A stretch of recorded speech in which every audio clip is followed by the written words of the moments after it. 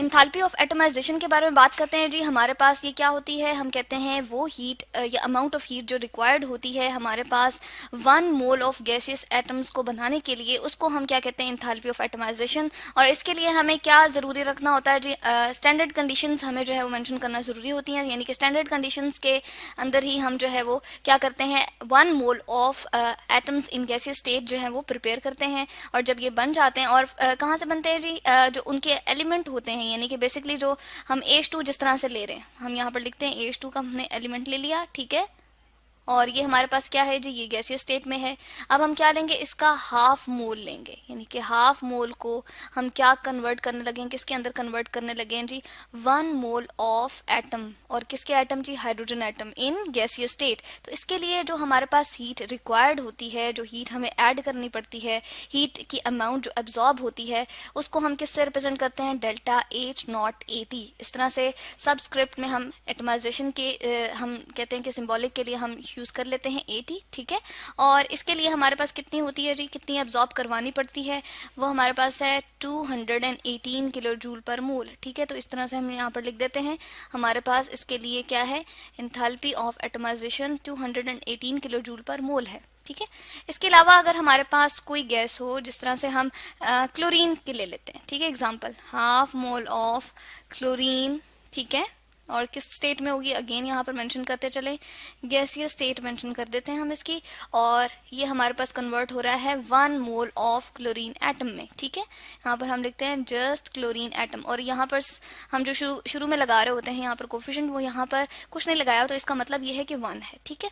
तो इस तरह से क्लोरीन का एक एटम में कन्वर्ट करने के लिए हमें कितनी रिक्वायर्ड होती है जी, हम यहाँ पर लिखते हैं डेल्टा H नॉट AT, यानी कि इंथैल्पी ऑफ एटमाइजेशन।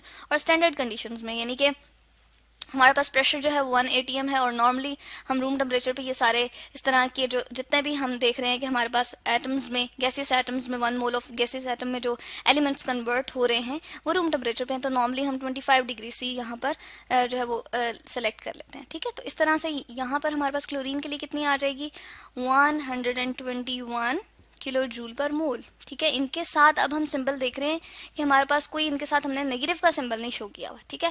क्योंकि इसलिए हमने शो नहीं किया हुआ क्योंकि नेगेटिव का सिंबल जो होता है ना, वो हमारे पास क्या होती है, एक्सोथर्मिक हम कह रहे होते हैं कि रिएक्शंस को शो करा होता है, यानी कि हीट जब हमारे पास इवॉल्व हो रही हो, यानी कि उस पर्टिकुलर जो भी हम प्रोसेस कर रहे होते हैं उसमें से जब हमारे पास हम कहते हैं कि वो रिलीज होती है उतनी अमाउंट ऑफ एनर्जी, ठीक है, एनर्जी की हम यहाँ पर बात करें, तो हम कहते हैं कि उसके साथ नेगेटिव का साइन शो किया जाता है। अब यहाँ पर कोई साइन नहीं है, मतलब ये है कि पॉजिटिव हैं ये दोनों। हम यहाँ पर अगर पॉजिटिव साइन शो कर दें तो वो भी हमारे लिए क्या है जी, हमारे पास ये एनर्जी एब्जॉर्ब हो रही है।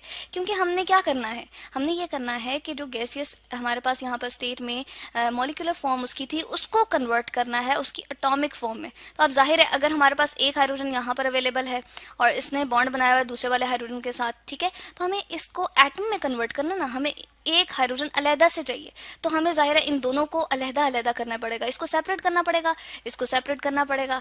इसके लिए हमें एनर्जी ऑब्वियसली देना पड़ेगी। तो इस तरह से हम कह रहे हैं कि इंथैल्पी ऑफ एटमाइजेशन के साथ जो हमारे पास नज़र आ रही है, ये क्या है जी, हमारे पास पॉजिटिव, हम इसके साथ जो है वो क्या शो कर रहे हैं, साइन शो कर रहे हैं। मतलब ये है कि वो हमारे पास एब्जॉर्ब होती हैं, यानी कि हम कहते हैं एनर्जी हमें देना पड़ती है और उसमें वो जाके क्या होगी, एब्जॉर्ब होगी।